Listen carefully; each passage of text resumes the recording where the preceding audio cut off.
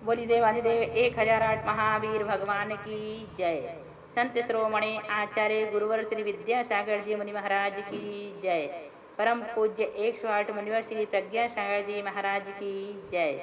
द्वादशांगिनी वाणी माता की जय। अहिंसामय विश्व धर्म की जय। आज हम आपको भरत चक्रवर्ती के बारे में बताएंगे। सुने ध्यान से। भगवान वृषभदेव की यशस्वती रानी से भरत महाराज का जन्म हुआ था। भगवान ने दीक्षा के लिए जाते समय भरत को साम्राज्य पद पर प्रतिष्ठित किया था। एक समय राजलक्ष्मी से युक्त राज ऋषि भरत को एक ही साथ नीचे लिखे हुए 3 समाचार मालूम हुए कि पूज्य पिताजी को केवल ज्ञान उत्पन्न हुआ है, अंतःपुर में पुत्र का जन्म हुआ है और आयुधशाला में चक्र रत्न प्रकट हुआ है। क्षण भर में भरत ने मन में सोचा कि केवल ज्ञान का उत्पन्न होना धर्म का फल है, चक्र का प्रकट होना अर्थ का फल है और पुत्र का उत्पन्न होना काम का फल है। अतः भरत महाराज ने सबसे पहले समोषण में जाकर भगवान की पूजा की, उपदेश सुना। तदनंतर चक्र रत्न की पूजा करके पुत्र का जन्मोत्सव मनाया। अनंतर भरत महाराज ने दिग्विजय के लिए प्रस्थान कर दिया। चक्र रत्न सेना के आगे आगे चलता था। संपूर्ण सटखंड पृथ्वी को जीत लेने के बाद वापस आते समय कैलाश पर्वत को समीप देखकर सेना को वहां ठहरा कर स्वयं समोषण में जाकर राजा भरत ने विधिवत भगवान की पूजा की और वहां से आकर सेना सहित अयोध्या के समीप आ गए। उस समय भरत महाराज का चक्ररत्न नगर के गोपुर द्वार को उल्लंघन कर आगे नहीं जा सका। तब चक्ररत्न की रक्षा करने वाले कितने ही देवगण चक्र को एक स्थान पर खड़ा हुआ देखकर आश्चर्य को प्राप्त हुए। भरत महाराज भी सोचने लगे कि समस्त दिशाओं को विजय करने में जो चक्र कहीं नहीं रुका, आज मेरे घर के आंगन में क्यों रुक रहा है। इस प्रकार से बुद्धिमान भरत ने पुरोहित से प्रश्न किया। उसके उत्तर में पुरोहित ने निवेदन किया कि हे देव, आपने यद्यपि बाहर के लोगों को जीत लिया है, तथापि आपके घर के लोग अब भी आपके अनुकूल नहीं हैं। वे आपको नमस्कार न करके आपके विरुद्ध खड़े हुए हैं। इस बात को सुनकर भरत ने हृदय में बहुत कुछ विचार किया। अनंतर मंत्रियों से सलाह करके कुशल दूत को सबसे पहले अपने 99 भाइयों के पास भेज दिया। हे भाई, दूत ने सब समाचार विदित करके विरक्त मना भगवान वृषभदेव के समोषण में जाकर दीक्षित हो गए।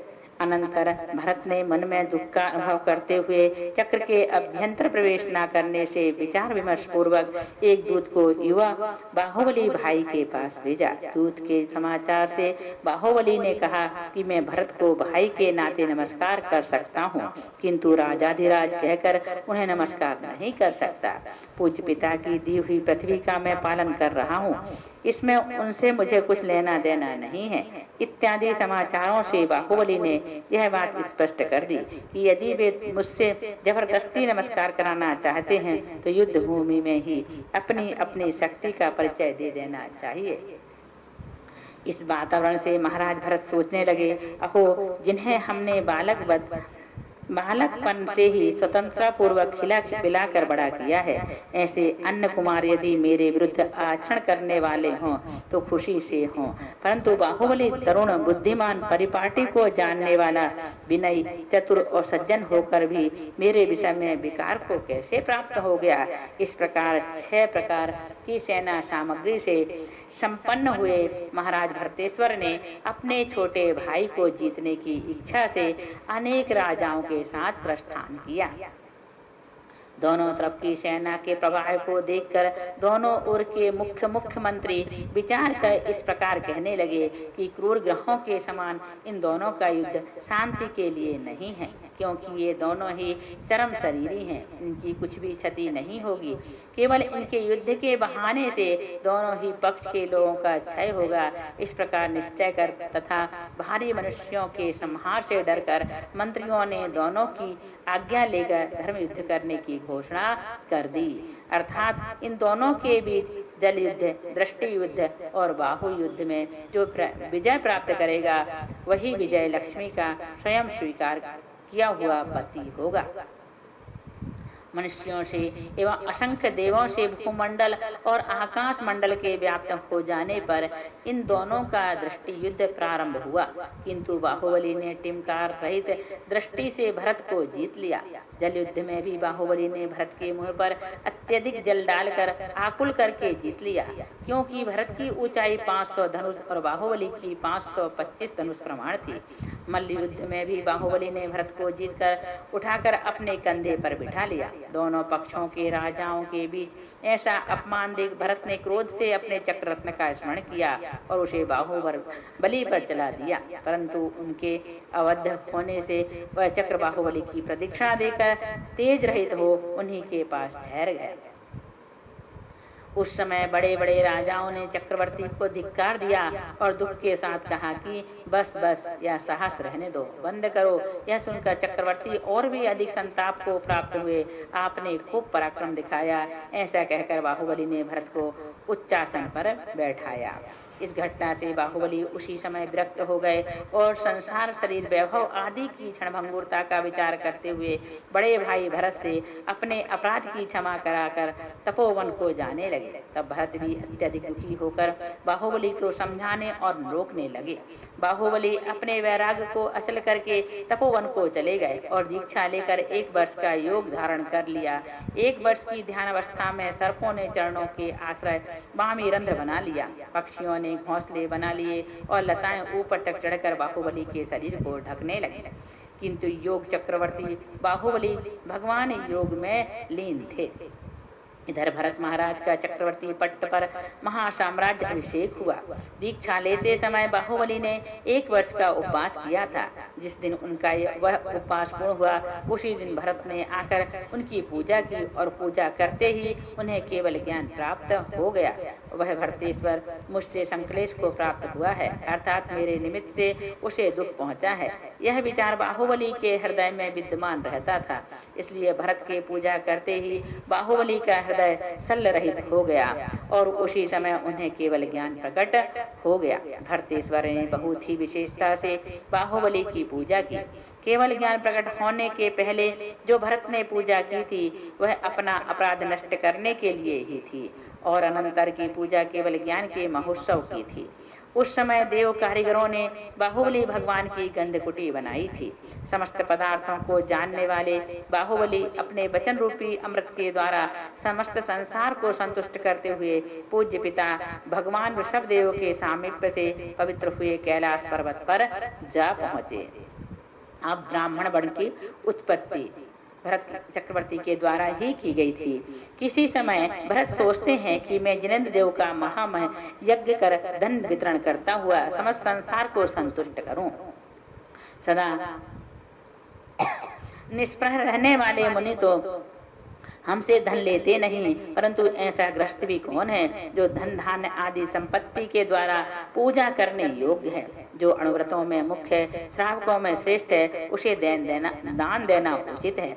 ऐसा सोचकर भरत ने योग्य व्यक्तियों की परीक्षा करने की इच्छा से समस्त राजाओं को बुलाया और घर के आंगन में हरे भरे अंकुर, पुष्प और फल खूब डलवा दिए।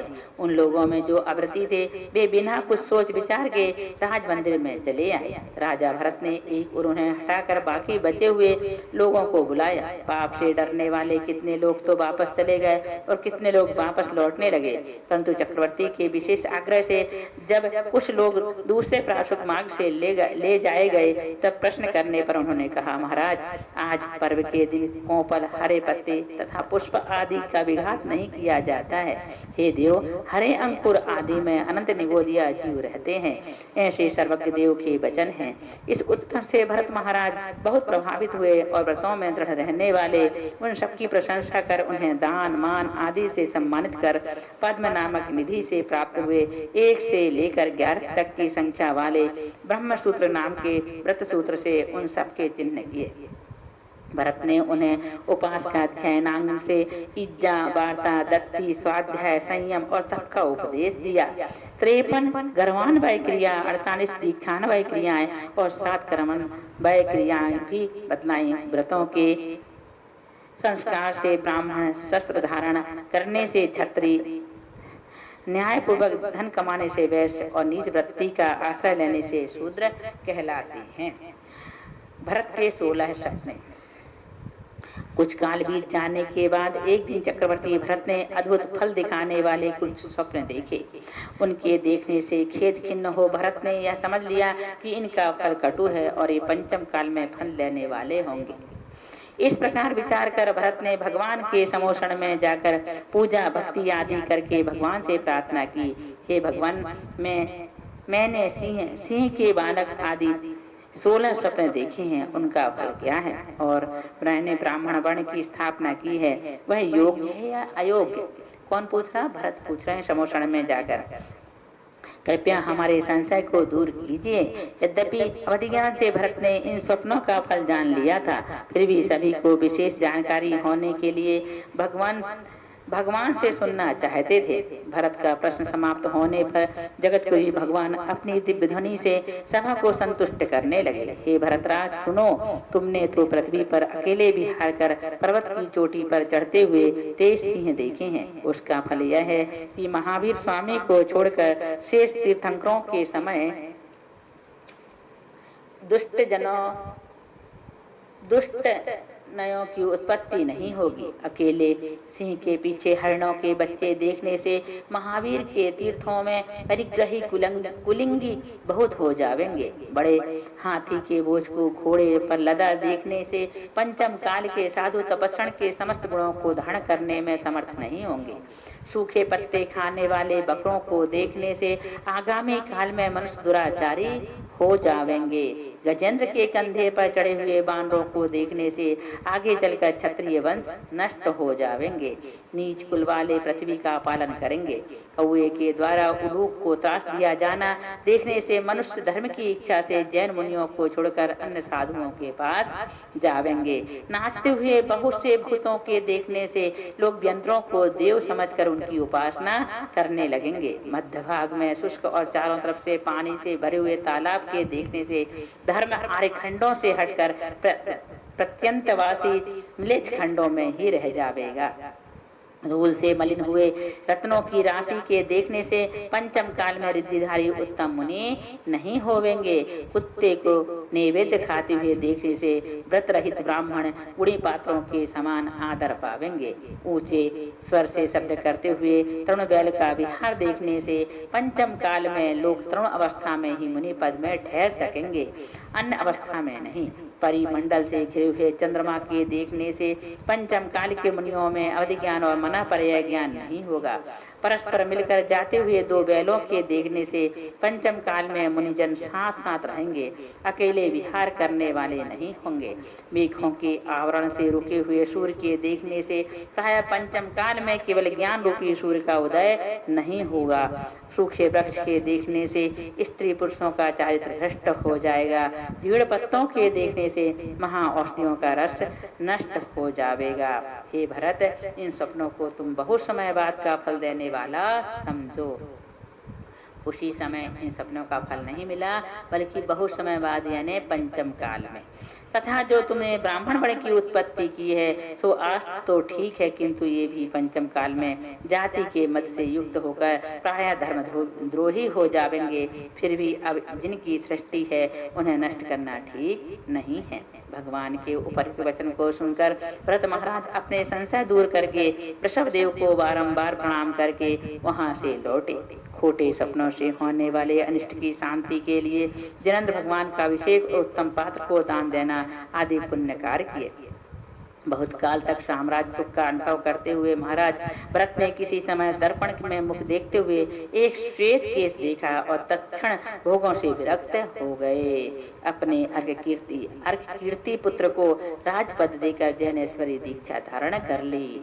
उन्हें उसी समय मनः पर्याय ज्ञान प्रकट हो गया और उसके बाद ही केवल ज्ञान प्रकट हो गया। वे भरत केवली अब भगवान देवादिदेव हो गए और इंद्रों द्वारा वंदनीय गंधकुटी में विराजमान हो गए। बहुत काल तक भव्य जीवों को धर्म उपदेश देते हुए अंत में शेष कर्मों का नाश करके मुक्ति धाम को प्राप्त हो गए।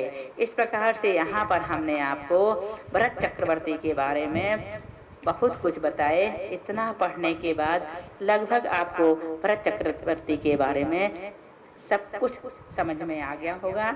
अब इसे अगर आप अच्छी तरह से जानना चाहते हैं तो भरतेश वैभव है, उसमें भी इनके बारे में बहुत अच्छा लिखा हुआ है। आप उसे जरूर पढ़ें और अपने ज्ञान को बढ़ाएं, वैराग्य को बढ़ाएं। बोलिए महावीर भगवान की जय।